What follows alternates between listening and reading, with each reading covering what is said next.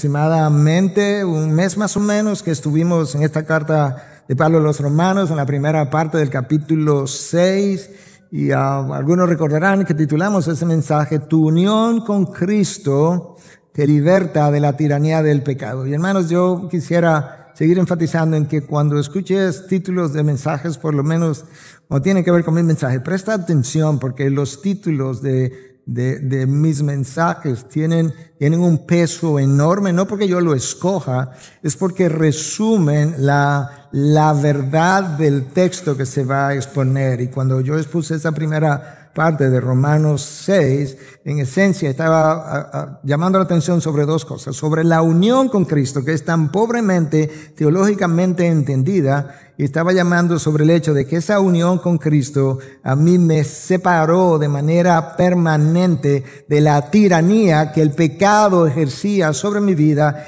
que me obligaba a llevarlo a cabo mientras yo lo deseaba y lo disfrutaba. Ese yugo fue roto, fue cortado, y por consiguiente Dios espera que en lo adelante yo pueda vivir de otra manera. Ahora, cuando hablamos de la unión con Cristo, yo quisiera volver a enfatizar que no estamos hablando de que, bueno, yo pertenecía a la familia del mundo y ahora yo pertenezco a la familia de Dios. Eso es verdad, pero no es eso simplemente. Tampoco estamos hablando de agregar a Cristo al número de cosas que yo tengo, como una cosa más, o como la cosa más importante en mi vida. No estamos hablando de eso tampoco. Tampoco implica que ahora yo soy miembro del club de discípulos de Cristo, aunque eso puede ser cierto que tú estés entre la lista de los discípulos de Cristo. Pero la unión con Cristo es algo tan extraordinario que si tú llegas a entenderlo jamás vivirás de la misma manera. Recuerda que Cristo trató con diferentes analogías y símiles de ayudarnos a entender esa unión. Por un lado, Él nos dijo, yo soy la cabeza, ustedes son el cuerpo. Ustedes me están viendo. Tú no te imaginas mi cabeza por allá y mi cuerpo por aquí. Donde yo estoy con cuerpo y cabeza al mismo tiempo. Cristo dice, donde yo esté, están todos mis discípulos conmigo. En otra ocasión, Cristo dijo, yo soy la vid y ustedes son los pámpanos. En otras palabras, si te separas de mí no tienes vida. Si te alejas de mí, no comienzas a morir. Tú no puedes existir sin mí. De hecho, separado de mí, tú estás muerto. De hecho, tú ni siquiera eres discípulo mío. Yo soy el tronco y tu vida depende de que permanezca en el tronco. Tu salud espiritual depende de que tu unión con el tronco no se debilite.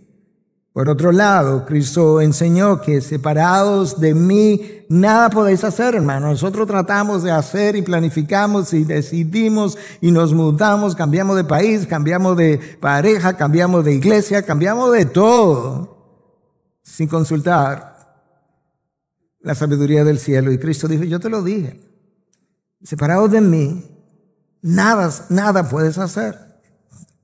Por otro lado, Pablo nos dice en Efesios 2:3 que nosotros éramos hijos de ira. No hijos de Dios, hijos de ira.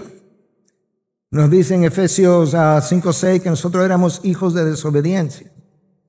Cristo, hablándole a un grupo de judíos en un momento dado, le dice, ustedes no son de su padre Abraham, ustedes son de su padre el diablo.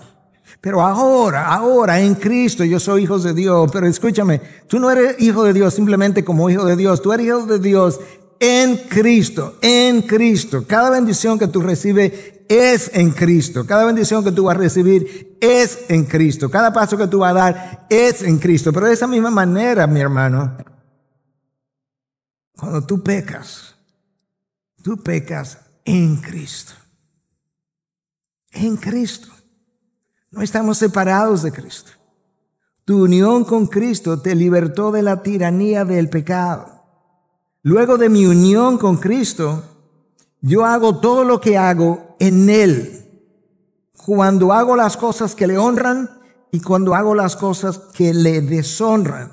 Y tú y yo estamos unidos de una manera como un cuerpo y al mismo tiempo estamos unidos todos en Cristo, de tal forma que las veces que hemos hecho disciplina pública aquí hemos dicho hoy, Id a pecado, porque nosotros somos, de acuerdo a la palabra de Dios, miembros los unos de los otros. Cristo no nos ve separados unos de otros, porque no nos ve separados de Él tampoco. Esa es la primera parte del capítulo 6. Eso es importante que lo recordamos, porque todo lo que Pablo tiene que decir a través del texto de hoy está íntimamente relacionado a lo que estoy explicando. Pablo explica que no tiene ningún sentido que personas que hayan sido declaradas libres de la esclavitud del pecado quieran todavía vivir como si fueran esclavos del pecado. Imagínate que yo estaba atado aquí por un grillete. Cristo viene, me liberta, me declara libre, me separa, me aleja de mi esclavitud y de repente me encuentra a mí volviendo a querer vivir cerca de donde yo vivía, porque esta esclavitud es la que yo disfruto. Y Pablo va a decirnos ahora, hermanos, eso no tiene ningún sentido, no tiene ni pie ni cabeza y es deshonroso para Cristo. Y con eso entonces te invito a que puedas moverte a Romanos 6:12. Yo he titulado mi mensaje hoy, de esclavos del pecado a siervos de Dios. Esta es la palabra de Dios. Versículo 12. Por tanto, y ahí Pablo comenzó a hablar, porque ese por tanto me está conectando lo que viene con lo que quedó atrás. Por tanto, no reine el pecado en su cuerpo mortal, para que ustedes no obedezcan a sus lujurias, ni presenten los miembros de su cuerpo al pecado como instrumentos de iniquidad, sino preséntense ustedes mismos a Dios como vivos de entre los muertos y sus miembros a Dios como instrumentos de justicia. Porque el pecado no tendrá dominio sobre ustedes, pues no están bajo la ley, sino bajo la gracia. Versículo 15. Entonces, ¿qué? ¿Pecaremos porque no estamos bajo la ley, sino bajo la gracia? De ningún modo. ¿No saben ustedes que cuando se presentan como esclavos a alguien para obedecerle, son esclavos de aquel a quien obedecen, ya sea del pecado para muerte o de la obediencia para justicia? Pero gracias a Dios que aunque ustedes eran esclavos del pecado, se hicieron obedientes de corazón a aquella forma de doctrina a la que fueron entregados. Y habiendo sido libertados del pecado, ustedes se han hecho siervos de justicia. Hablo en términos humanos por causa de la debilidad de su carne, porque de la manera que ustedes presentaron sus miembros como esclavos a la impureza y a la iniquidad para iniquidad, así ahora presenten sus miembros como esclavos a la justicia para santificación. Porque cuando ustedes eran esclavos del pecado, eran libres en cuanto a la justicia. ¿Qué fruto tenían entonces en aquellas cosas de las cuales ahora se avergüenzan? Porque el fin de estas cosas es muerte. Pero ahora, habiendo sido libertados del pecado y hechos siervos de Dios, tienen por su fruto la santificación y como resultado la vida eterna. Porque la paga del pecado es muerte, pero la dádiva de Dios es vida eterna en Cristo Jesús, Señor nuestro. Nota que el apóstol Pablo comienza el texto con un por tanto. Pablo no simplemente está continuando el argumento que él comenzó al principio del capítulo 6, él está trayendo el argumento a una conclusión. Cuando tú y yo estamos hablando y yo te digo algo y en medio de la conversación te digo por tanto, entonces tal y tal cosa, tú estás entendiendo que ese por tanto es la conclusión de lo que te acabo de decir. La idea principal de la primera parte del capítulo 6, te la tengo que recordar para que pueda servir de pie para lo que vamos a explicar hoy. Y esa idea o ideas principales de la primera parte del capítulo 6 están en dos versículos, versículos 6 y 7.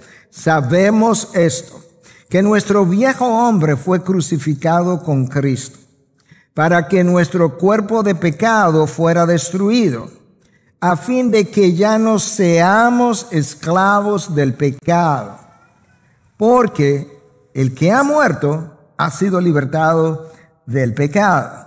En esencia, esos dos versículos me están tratando de explicar que el viejo hombre murió. Lo que implica es que cuando yo vine a Cristo, mi corazón de piedra, que no sentía por las cosas de Dios, que no amaba a Dios, que no le interesaba a Dios, fue cambiado por un corazón de carne.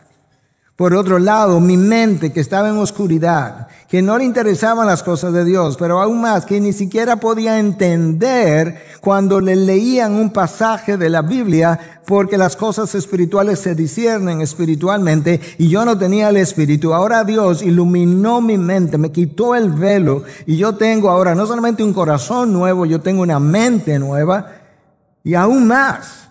Yo tenía la voluntad esclavizada al pecado. Yo no tenía ninguna otra opción que no fuera pecar.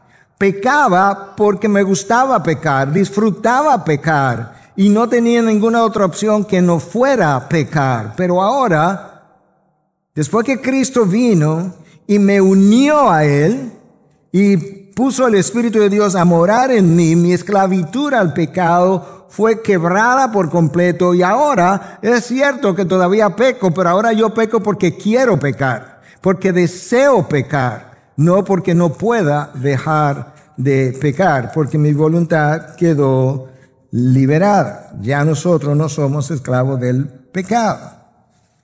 Ahora, habiendo dicho eso, que estoy unido a Cristo, eso no implica que el cristiano no vuelve a pecar. Lo que sí nos ayuda a entender es que mi alma regenerada, mi espíritu regenerado, no es ahí donde reside mi pecado. Yo estoy regenerado. Mi problema está en esta carne que no puede ser regenerada, no puede ser santificada, que no puede ser educada, que no puede ser moralizada, que permanece con deseos, con demandas, que hace esas demandas sobre mi mente y mi espíritu y que si yo no vivo una vida de cierta manera voy a ser arrastrado en la dirección de la muerte espiritual. Si eso es verdad, entonces aquellos de nosotros que hemos sido libertados de la tiranía del pecado, para esos Pablo tiene varias recomendaciones. De hecho, él tiene 2 mandatos y 5 enseñanzas. Me estoy dividiendo de esa misma manera. Mandato número 1. Y digo mandatos porque están en el tiempo verbal imperativo. No es una opción ni es una recomendación, es un mandato. Entonces, este es el mandato en mis palabras y luego te leo el versículo otra vez. No permitan, en imperativo, que el pecado continúe reinando en sus vidas. ¿Por qué? Porque la esclavitud del pecado terminó. Y si ustedes no ejercen su voluntad, la cual fue libertada por Cristo, el resultado será que terminarán obedeciendo a las lujurias del pecado. Versículo 12. Por tanto, no reine, en imperativo, el pecado en su cuerpo mortal, para que ustedes no obedezcan a sus lujurias. Nota que Pablo se refiere a ese cuerpo mortal porque es esa parte física la que permanece sin ser regenerada, como ya hemos dicho, que permanece con deseos carnales, que antes reinaban sin control sobre mí porque mi voluntad estaba esclavizada y yo no podía dominarlos, yo no podía resistirlos, yo no podía evitarlos. Entonces nosotros teníamos deseos pecaminosos, una voluntad esclavizada y esas 2 cosas me llevaban a pecar de manera continua. El pecado no me molestaba, el pecado no me avergonzaba, el pecado me deleitaba, pero al mismo tiempo me dominaba, me empujaba en una dirección en la que yo no podía evitar ir. Pero Pablo dice ahora que ese pecado que no reine en nosotros para que no obedezcan sus lujurias. No, porque ya yo tengo la morada del Espíritu y con esa morada del Espíritu y la voluntad libertada, yo puedo oponerme a ese pecado. Mandato número 2. En mis palabras, y luego te leo el texto. No usen los miembros de su cuerpo para practicar el pecado, como si ustedes todavía estuvieran muertos, como si no hubiesen venido a Cristo. Más bien, como ahora están vivos en Cristo, presenten cada miembro de sus cuerpos a Dios como instrumentos de justicia. Nota ahora como la Nueva Traducción Viviente dice exactamente la misma cosa. No dejen que ninguna parte de su cuerpo se convierta en un instrumento del mal para servir al pecado. En cambio, entréguense completamente a Dios, porque antes estaban muertos, pero ahora tienen vida nueva. Así que usen todo su cuerpo como un instrumento para hacer lo que es correcto para la gloria de Dios. La pregunta es, ¿cuáles son esos miembros de tu cuerpo? Y yo voy a tratar de ilustrarlo con la misma palabra. Eva, vamos a comenzar en el jardín del Edén, vio con sus ojos. Y luego ella fue y mordió con su boca la fruta prohibida. Y luego ella con su lengua saboreó la fruta. Esos miembros fueron presentados y usados como instrumentos de pecados y sirvieron a Satanás y no a Dios. De eso es que Pablo está hablando aquí. Acán. Conocen el pecado de Acán. Fueron a la batalla. No se suponía que tomaran nada del enemigo. Acán vio un lingote de oro. Vio un manto babilónico. Vio con ese miembro de su cuerpo. Pero luego él fue y con las manos, otro miembro de su cuerpo, los tomó y luego con sus pies, otro miembro, caminó hasta llegar a su casa y esconderlo debajo de su cama, como si Dios no hubiese visto lo que él había hecho. David vio a Betsabé y luego la llamó, tuvo una primera relación. Amnón, el primogénito de David, de 20 hijos que tuvo David, el primogénito de David, violó a su media hermana, la única hija de David, a Tamar. David y Amnón usaron, no tengo que decirte cuáles, múltiples miembros de su cuerpo, tanto con Betsabé como con Tamar, y lo presentaron como instrumentos de iniquidad.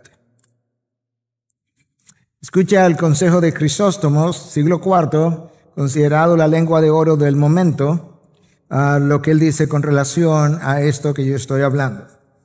Evita que tu ojo mire algo pecaminoso, porque tu ojo ha sido convertido en un sacrificio. No permitas que la lengua diga algo vergonzoso, porque la lengua ha llegado a ser una ofrenda. No permita que la mano haga alguna acción ilícita, porque es tu holocausto. Pero estas cosas no son suficientes. Ahora Crisóstomo nos va a hablar de cómo los instrumentos del cuerpo se supone que deben ser puestos al servicio de la justicia de Dios. Estas cosas no son suficientes. También debemos hacer buenas obras. Permite que tus manos den dádivas, que tu boca bendiga a aquellos que te abusan, que tu oído sea dedicado continuamente a escuchar un hablar divino. Para ofrecer algo en sacrificio no puede tener nada impuro. Tu sacrificio es el primer fruto de tus acciones. Por tanto, ofrezcamos a Dios un sacrificio de nuestros primeros frutos, de nuestras manos, nuestros pies, nuestra boca y todos los demás miembros de nuestro cuerpo. Eso es exactamente lo que el apóstol Pablo nos dice en Romanos 12:1 cuando nos habla de presenten sus cuerpos como sacrificio vivo, santo, agradable a Dios, que ese es su culto racional. Pablo está hablando como si tú fueras un sacerdote y te dice, ofrece, consagra tu cuerpo, que es templo del Espíritu Santo. No lo contamine, no contamine aquello que es templo del Espíritu, y ofrece todos los miembros de tu cuerpo como sacrificio vivo, agradable y santo a nuestro Dios. Y luego nos dice, ese es tu culto racional. En otras palabras, es la única forma lógica, sensible, congruente de tu responder a lo que Cristo ofreció, al cuerpo que Cristo ofreció en la cruz. Ahora ofrécele el tuyo a Él en la medida en que tú vives. John MacArthur, con relación a esto, nos recuerda que parte de los miembros de mi cuerpo también incluyen nuestros anhelos perversos de nuestra mente, nuestras emociones y voluntad. En el caso de Eva, de Acán, de David, de Amnón, todos ellos tuvieron anhelos perversos en sus mentes, emociones perversas y un ejercicio perverso de su voluntad. Hermanos, no hay nada que yo te esté diciendo que yo no me lo esté diciendo a mí primero. De hecho, que yo no me lo haya dicho esta semana más de una vez. Cuando los miembros de nuestros cuerpos son usados como instrumentos de pecado, nosotros manchamos el cuerpo, que es templo del Espíritu. Y de esa manera, de alguna forma, hermanos, profanamos a Cristo porque pecamos estando en Cristo. Tú no vives fuera de Cristo en ningún momento si ya tú has sido unido a Cristo. Tú pecas en Cristo, profanas a Cristo, manchas a Cristo. Y yo también. Luego de esos dos mandatos que acabo de mencionarte que el apóstol Pablo da, él pasa a dejarnos 5 enseñanzas. Enseñanza número 1. Ustedes, como hijos de Dios, no pueden vivir bajo el dominio del pecado, pues ya no están bajo la ley, sino bajo la gracia. Déjame leerte el texto, pero de la Nueva Traducción Viviente, versículo 14. El pecado ya no es más su amo. O sea, tú no tienes que obedecerlo, tú no tienes que pecar. Tú pecas, pero tú no tienes que pecar, él no es tu amo. Porque ustedes ya no viven bajo las exigencias de la ley.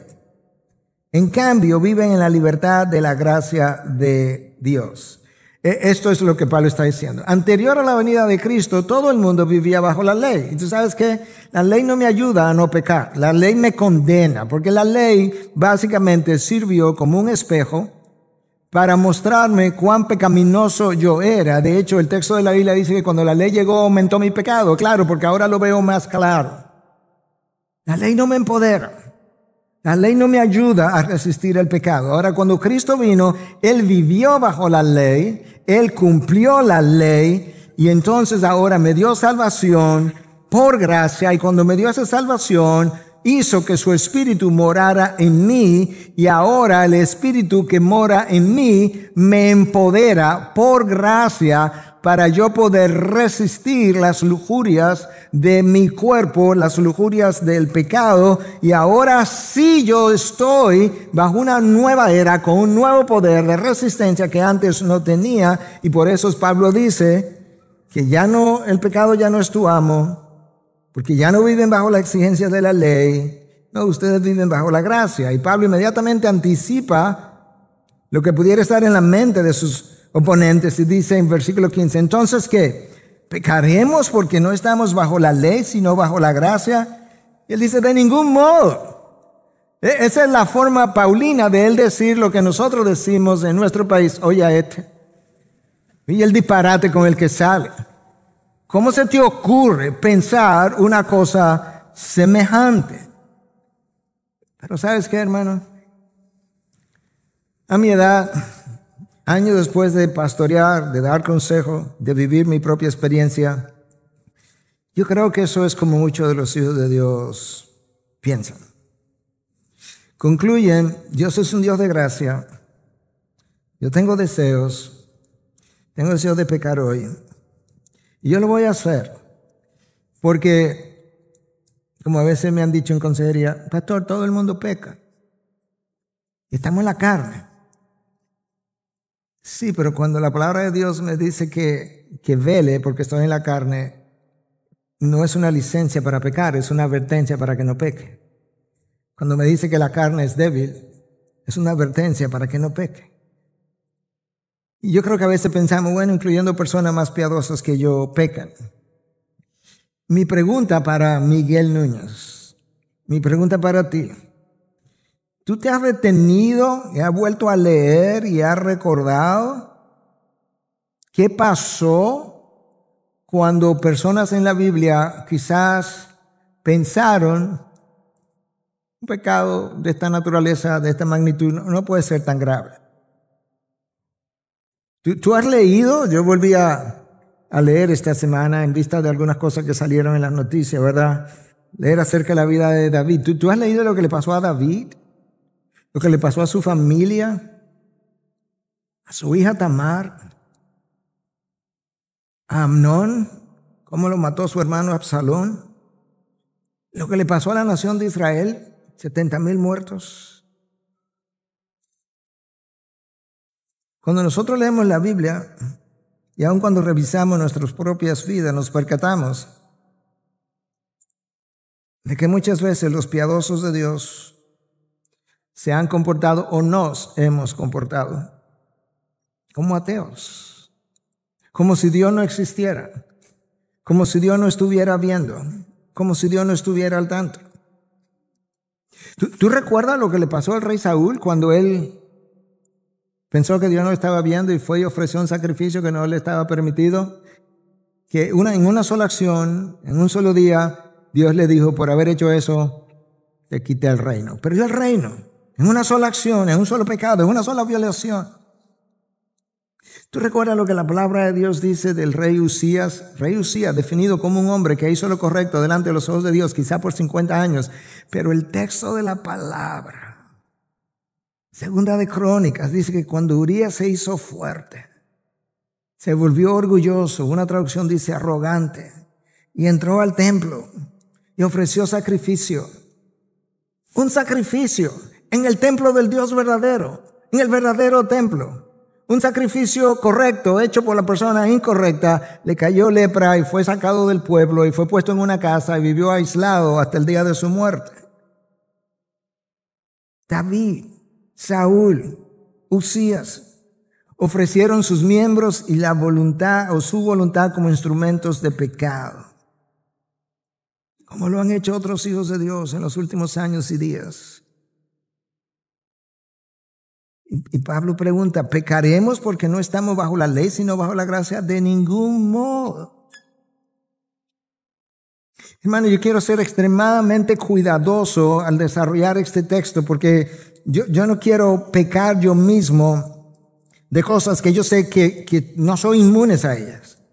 Y es por eso que estoy quizás haciendo más uso de mis notas de lo usual, pero déjame leerte esto. Cuando tú consideras, escúchame, por amor de Dios, te imploro, cuando tú consideras la gracia de Dios que ha perdonado nuestros pecados más corruptos y depravados, y mi libertad y mi salvación ofrecida en Cristo a precio de sangre,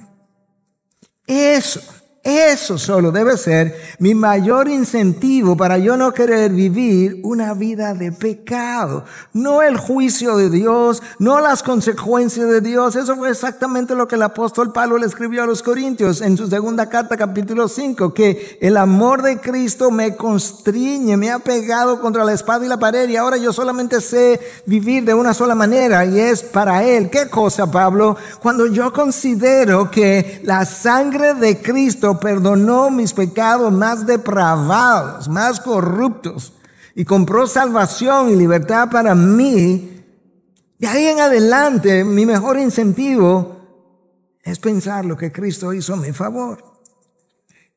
Si mi pecado le costó la vida al Mesías y Él me sacó de la muerte a la vida, Él muere para que yo viva, ¿cómo ahora yo voy a usar mi vida para deshonrar su muerte? Déjame decir eso otra vez. Si Cristo muere para sacarme de la muerte y traerme a la vida, y ahora yo estoy vivo en Él, ¿cómo voy a usar mi vida en Él para deshonrar su muerte que me libertó y me salvó? Y Él me libertó, no para que viva como yo quisiera, sino para que yo viviera en libertad sin pecar.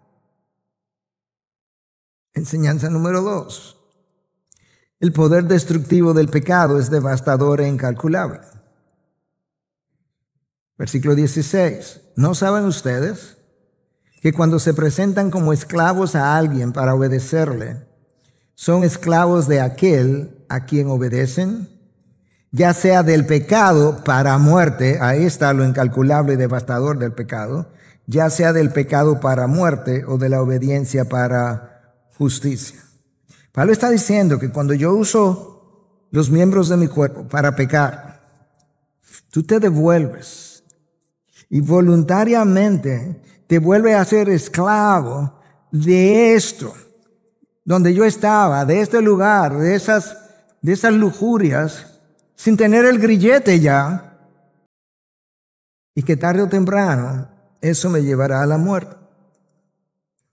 Eso es exactamente lo que el apóstol Pedro dice con otro lenguaje, pero bastante severo. Que él dice que cuando el creyente hace tal cosa, es el equivalente a cuando el perro vuelve a su propio vómito y la puerca lavada vuelve a revolcarse en el cieno. Segunda de Pedro 2:22. Tú has visto un perro, nosotros hemos tenido perro por años y lo hemos visto. El perro vomita, tiene un olor fétido, desagradable, y ahí mismo él comienza a comerse su vómito. Y uno como que siente como, ahora Pedro te está diciendo, eso a nivel espiritual es peor. Es peor que ese ejemplo humano que te traigo. Eso es lo que implica, después de haberte lavado con la sangre de Cristo, querer volver hacia atrás. Hermano, el pecado, la consecuencia del pecado es devastador, es incalculable. ¿Quién diría que una mordida a una fruta arruinaría la creación entera hasta el punto que miles de años después ella gime con dolores de parto? La creación está loca por ser liberada de la corrupción a la que fue sometida, dice Pablo en Romanos 8. La creación quedó tan corrupta por el pecado que Dios dice en 2 de Pedro 3:11 que la va a quemar, que la va a destruir por completo. Esto hay que hacerlo de nuevo. ¿Una mordida a una fruta? ¿Quién diría que un sacrificio ofrecido al Dios verdadero en el tabernáculo de Dios por jóvenes sacerdotes que no tenían experiencia, que eso sería suficiente para que Dios los carbonizara a los 2 hijos de Aarón? ¿Quién hubiese pensado que en los tiempos de Pablo, gente que estaba viviendo en pecado, vino y tomó un poco de vino y un pedazo de pan y compartió de la cena del Señor indignamente porque estaban viviendo en pecado, y que algunos se murieron y que otros se enfermaron? ¿Quién pensaría que una mentira piadosa, como dice la gente, de parte de Ananías y Zafira sería suficiente para quitarle la vida a los dos? Hermanos, no hay pecado pequeño. Recuerda la cita de Jonathan Edwards que he estado repitiendo en los últimos días. Él dice, cuando yo miro hacia adentro, lo que veo es un infierno. Y nosotros miramos hacia adentro y nos vemos tan bien. Lo que veo es un infierno, un abismo. Y él dice, yo oro y peco cuando oro. Yo predico y peco cuando predico. Yo me arrepiento y peco cuando me arrepiento. Y aún mis lágrimas tienen que ser lavadas por la sangre de Cristo. Y nosotros nos sentimos tan bien, porque nosotros no tenemos idea de lo que es el pecado, de tanto pecado en el que hemos vivido. John MacArthur, hablando sobre esto, dice: las Escrituras caracterizan el pecado y sus efectos de muchas maneras. Se refieren al pecado como profanación o una contaminación del alma. Es para el alma humana lo que la corrosión es para un metal precioso, o lo que el smog o niebla tóxica es para un hermoso cielo. El pecado es llamado una cosa inmunda en Isaías 30:22 y se compara con el veneno de las serpientes y la ponzoña mortal de las cobras en Deuteronomio 32:33. Incluso las cosas que los hombres consideran justas, sus buenas obras, son como trapos de inmundicia. En el original dice como trapo de menstruación a los ojos de Dios en Isaías 64:6, o como ropas sucias en Zacarías 3, versículo 3 y 4. Pablo se refiere al pecado como inmundicia de la carne y del espíritu, en 2 Corintios 7, 1. Y a los pecadores se refiere como aquellos cuyas mentes y conciencias están corrompidas, en Tito 1, 15. Mentes y conciencias corrompidas. Enseñanza número 3. Si Cristo no interviene, la humanidad entera aún estuviera esclava del pecado. Escucha los versículos 17 y 18. Pero gracias a Dios, ahí está la intervención, ahí comienza, que aunque ustedes eran esclavos del pecado, se hicieron obedientes de corazón a aquella forma de doctrina a la que fueron entregados. Y habiendo sido libertados del pecado, ustedes se han hecho siervos de la justicia. ¿Notaste la frase? Habiendo sido hechos libertados del pecado. En otras palabras, alguien hizo eso por ustedes. Ustedes eran esclavos, pero habiendo sido libertados del pecado. Y ahora, con esa voluntad libre, el texto dice que ellos se hicieron obedientes de corazón y siervos de la justicia. Antes no podían, pero ahora que ya lo libertaron del pecado, liberaron su voluntad, ahora ellos de manera voluntaria se hicieron obedientes de corazón al cuerpo de doctrina que le habían entregado y se hicieron siervos de la justicia. Pablo no había visitado esta iglesia, pero parece que le llegaron noticias de que esta iglesia realmente se había entregado de esa manera. Le entregaron un cuerpo de doctrinas, pero el texto también dice que ellos fueron entregados a un cuerpo de doctrinas. Es como si el cuerpo de doctrina hubiese sido un recipiente y Dios lo hubiese entregado dentro de ese recipiente y ellos se hicieron obedientes a la palabra a la que fueron entregados. Hermanos, no sé si te has percatado. Yo sé que tú lo has leído, pero créeme que leer y percatarse son dos cosas muy distintas. Incluso leer, percatarse y entender las implicaciones son tres cosas muy distintas. Yo no sé si te has percatado, pero en el mundo, en la creación, hay dos amos, no tres, sin término neutro. Hay un Cristo y hay un anticristo. En el jardín del Edén estaba Dios y la serpiente, y ellos decidieron obedecer no a Dios, sino al anticristo. En el desierto estaba Cristo y el anticristo, y Cristo decidió obedecer a su Padre y no al anticristo. No había una tercera vía. El día de la crucifixión, Cristo estaba en el medio y habían dos ladrones.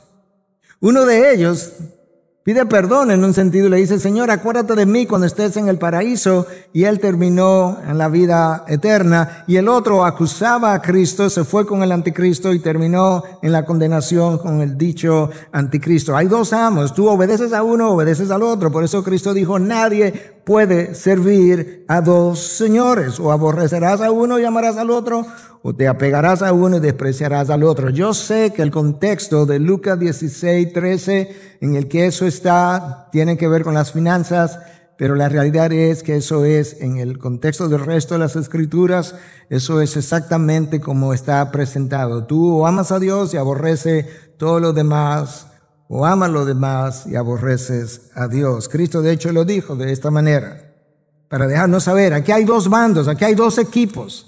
Uno en contra del otro. El que no está a favor mío está contra mí. No está neutral.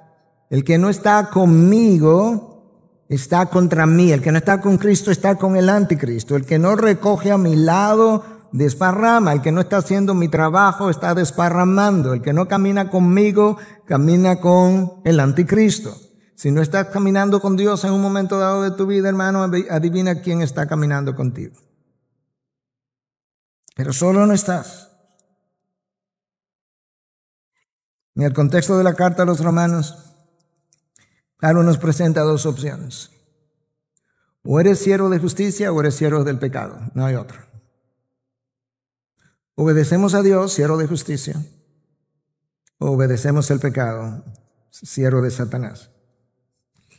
Lo que Pablo entonces hace es que pasa a explicar de qué manera debiéramos vivir ahora. Y él dice en la NTV, versículo 19,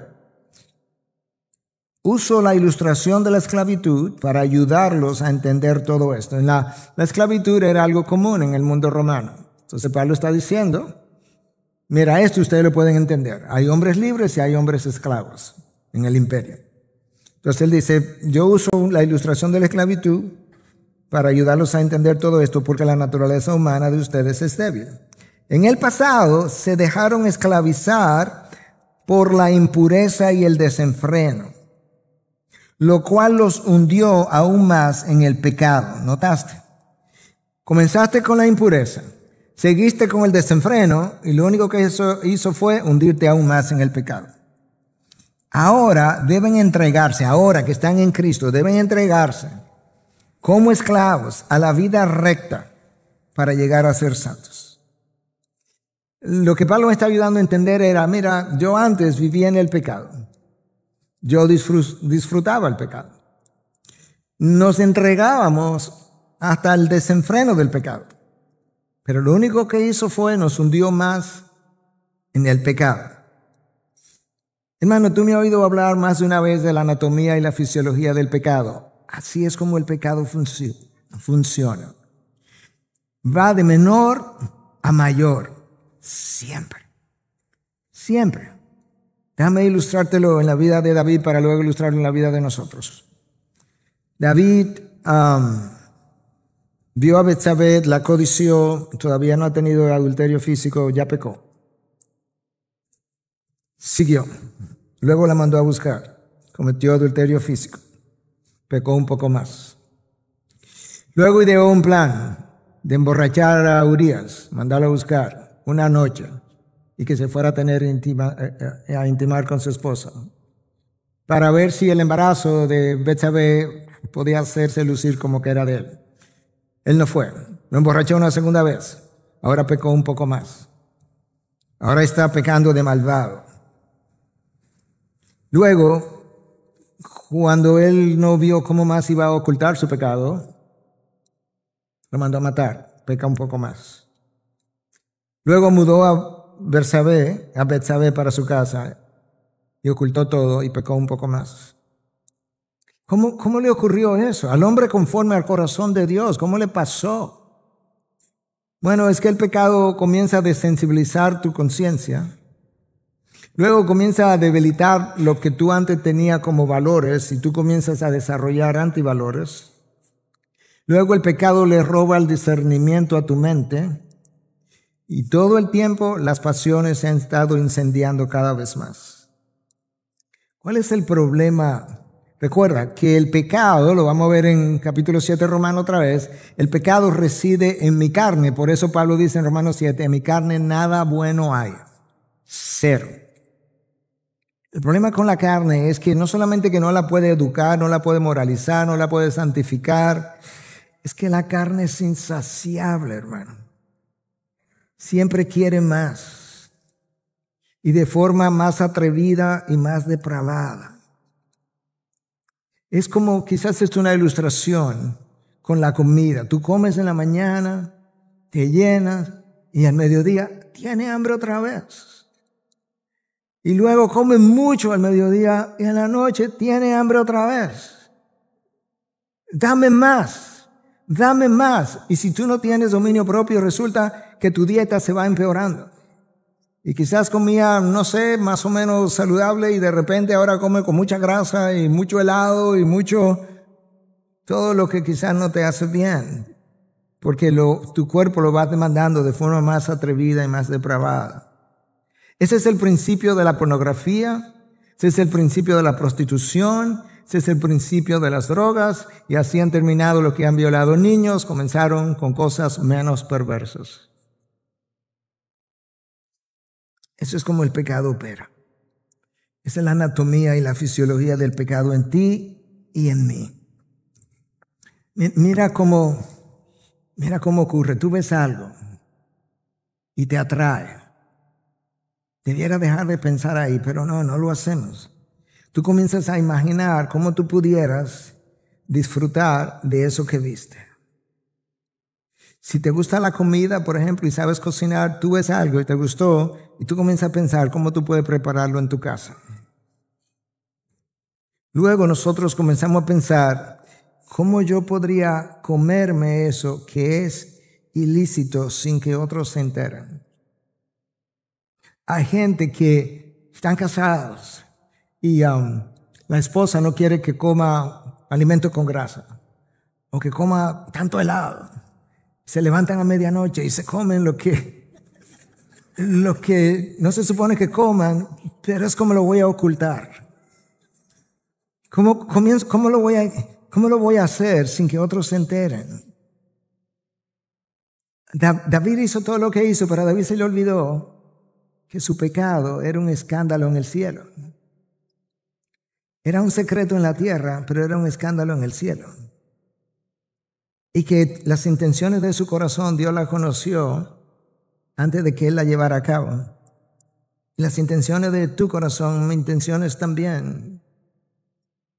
Dios dice que Él conoce mis palabras antes de que lleguen a mis labios. Y del deseo nosotros pasamos a la planificación de cómo hacerlo. Y de la planificación de cómo hacerlo pasamos a la planificación de cómo ocultarlo. Y de la planificación de cómo ocultarlo pasamos a la planificación de cómo voy a reaccionar si esto se llega a saber, qué voy a decir, cómo lo voy a explicar. Hermanos, si eso le pasó al hombre conforme al corazón de Dios, no me diga que a ti no te puede pasar. Porque no te lo voy a creer. Ni me lo creo de mí mismo. El problema del incrédulo está en su cuerpo, en su mente y en su voluntad. Su mente, su cuerpo y su voluntad. Él está mal. El problema del creyente, ya su alma está regenerada, su voluntad ha sido libertada. Ahora su problema está en un solo sitio, es en su cuerpo mortal, en su carne. Mira cómo Charles Spurgeon lo explicó en uno de sus sermones llamado Muertos pero Vivos. El pecado tiene un gran poder. Está en nosotros y se esforzará por reinar. ¿Tú sabes por qué no puedes huir del pecado? Tú puedes huir de la tentación, pero no puedes huir del pecado porque está en ti.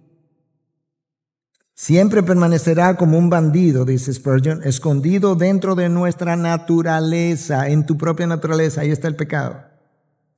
Permanecerá como un enemigo, batallando en contra de la ley de nuestra mente. Permanecerá como un tirano, molestando y oprimiendo la verdadera vida. Su campo de batalla del pecado es tu cuerpo. Para el creyente es el cuerpo. Las necesidades de hambre, sed, frío.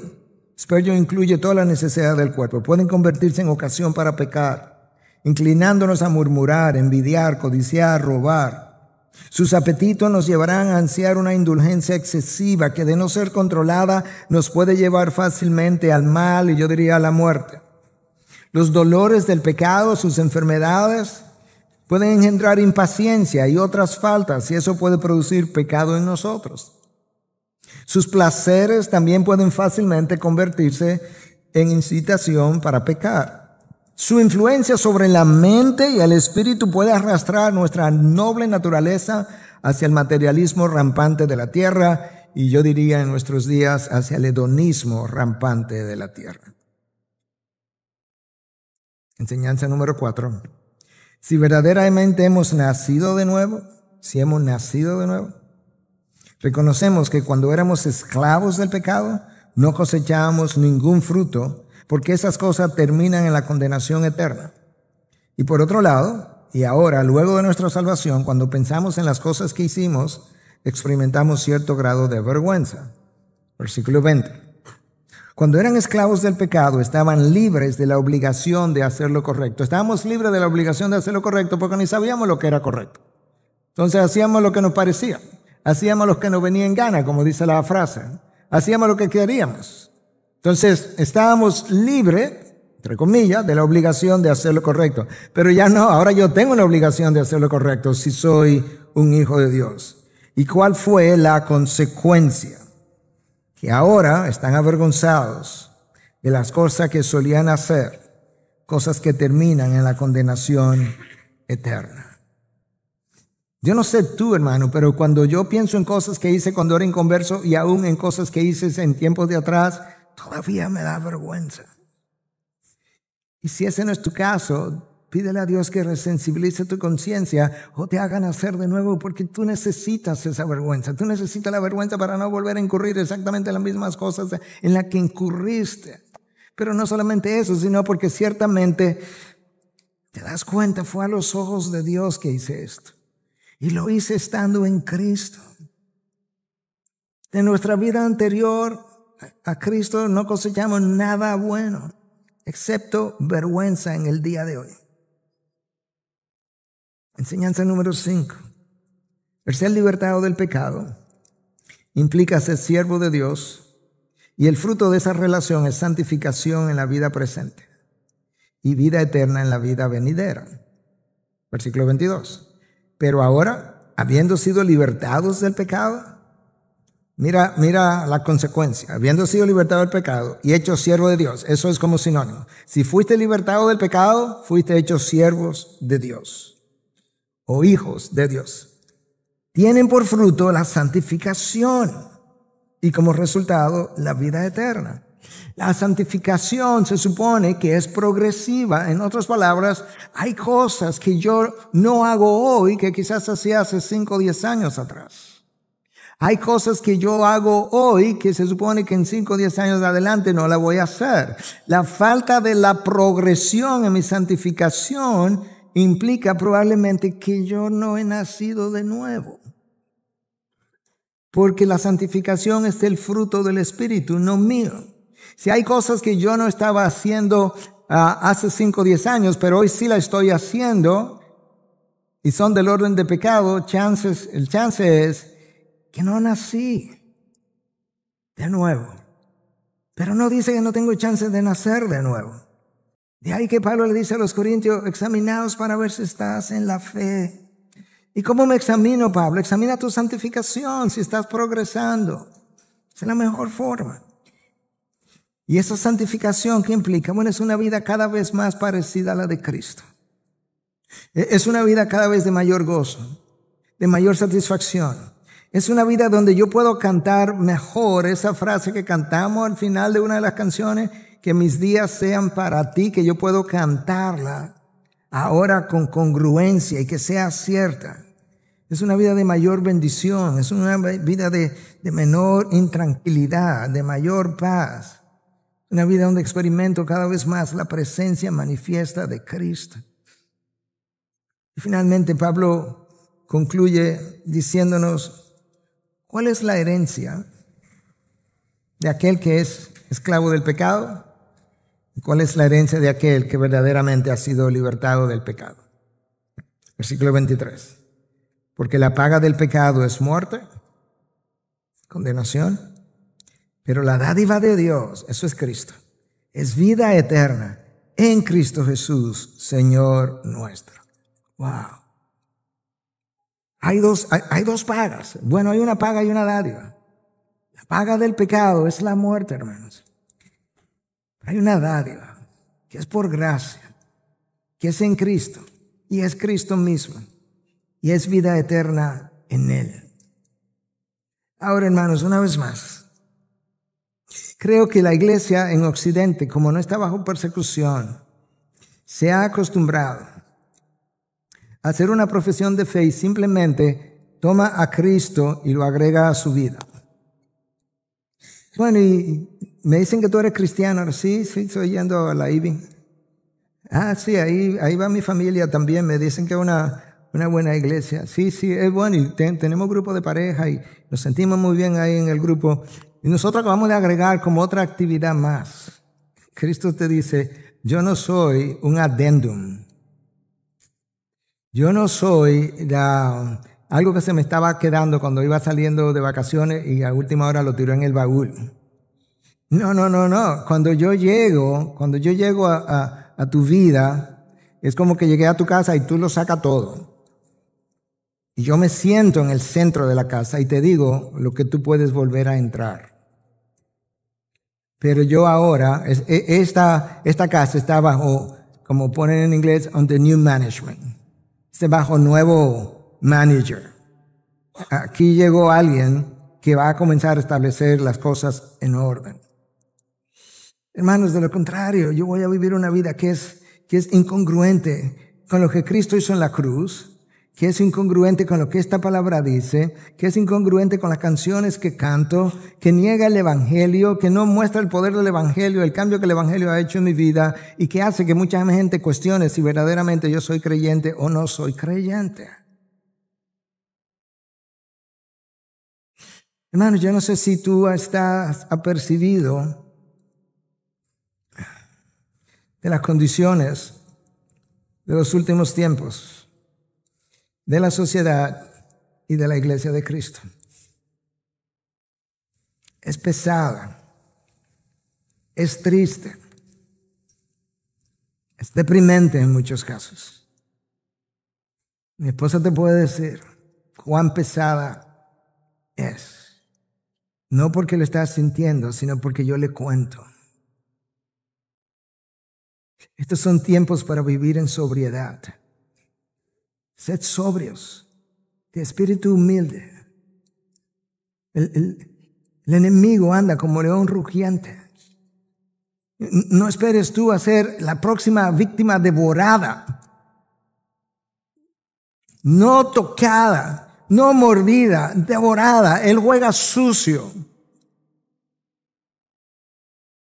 Y cuando Él hace lo que hace, Él siempre tiene en mente consecuencias largas, de largo alcance, de impacto masivo.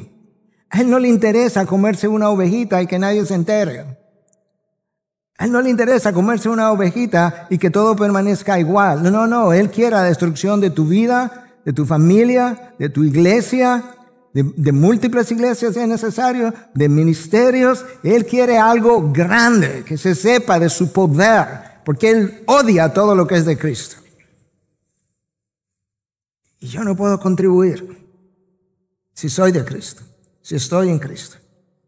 Yo no puedo contribuir al equipo de aquel que odia a quien me salvó y me dio vida en Él. Hermano, cierra tus ojos.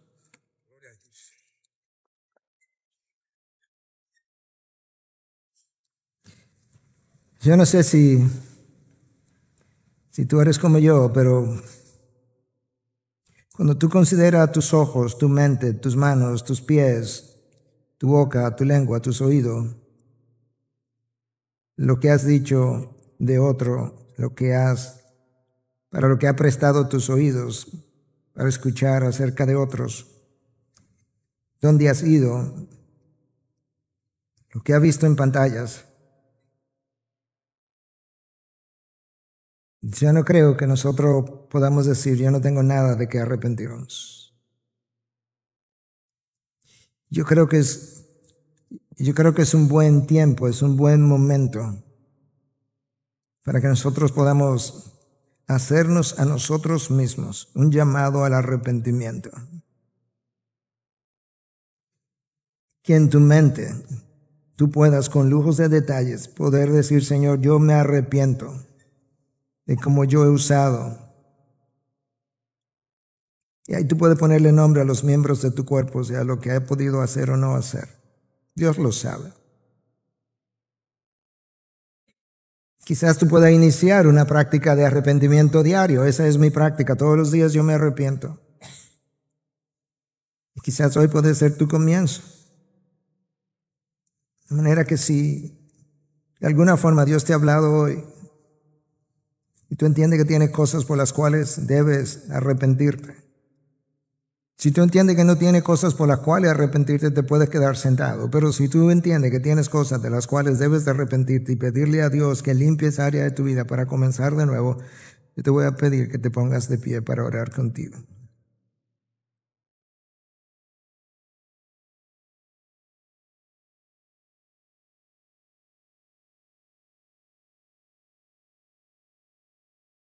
Señor, yo estoy de pie aquí arriba, no simplemente porque estoy predicando, sino porque me toca también estar de pie en este momento.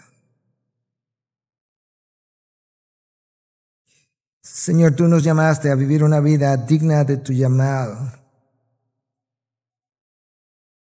Señor, tú nos llamaste a vivir una vida que honre la cruz donde tú fuiste y moriste por mis pecados, por aquellos que yo cometí hoy, ayer, la semana pasada, hace un mes, todos los días, quién sabe.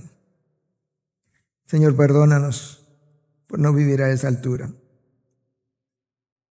Señor, lo único que yo puedo hacer es decirte, ten piedad de mí, oh Dios, un pecador. Ten misericordia de mí, de tu pueblo, de tu iglesia. Señor, yo te pido por esta iglesia, pero te pido por todos los pastores de esta iglesia y te pido por todos los pastores de cada iglesia que está predicando tu palabra en nuestra nación y más allá. Oh Señor, míranos con ojos de piedad, llámanos al arrepentimiento, ayúdanos a volver a ti. Que podamos escuchar la frase de tus profetas en el Antiguo Testamento, volveos a mí, que volvamos corriendo a ti, porque tú eres del refugio, Dios. En ti hay perdón, en ti hay consolación, en ti hay esperanza, en ti hay limpieza. Oh Dios, perdón. Perdónanos, oh Dios. Señor, mira la vida, mira los pensamientos de cada uno de tus hijos aquí en esta mañana. Quizás hay alguien que no te conoce. Quizás hay alguien que descubrió hoy realmente es que yo no te conozco, yo creía que te conocía. Oh Dios, si es así, dale el entendimiento y el deseo para que hoy pueda decir, Señor, hazme nacer de nuevo. Yo te pido perdón por todos mis pecados y reconozco la sangre de Cristo que borra mis pecados, lava mis pecados y yo te proclamo mi Señor, mi Salvador y te digo, ayúdame, oh Dios. Ayúdame a no volver a pelear del lado del enemigo, a no contribuir al mundo de la oscuridad, al reino de las tinieblas. Ayúdame a huir de la tentación y a resistir mi propio pecado. Y quizás alguien nos llame y podamos decir, sí, lo que pasa es que ese ya no soy yo. Y gracias te damos, Dios. Permítenos ahora cantar. Permite que esta canción sea la continuación de esta oración. Ayúdanos a orar cantando y cuando nosotros terminemos de orar y de cantar, cuando terminemos de cantar, oh Dios, en vez de aplaudir, nos vamos a quedar en reflexión. Si quieres orar más, lo puedes hacer. Si quieres saludar a tu hermano, lo haces al final, según tú entiendas, pero nos vamos a ir en otra actitud y terminar de otra manera. Señor, ayúdanos a cantar ahora. Ten piedad de mí, oh Dios, un pecador. En tu nombre, Jesús. Amén.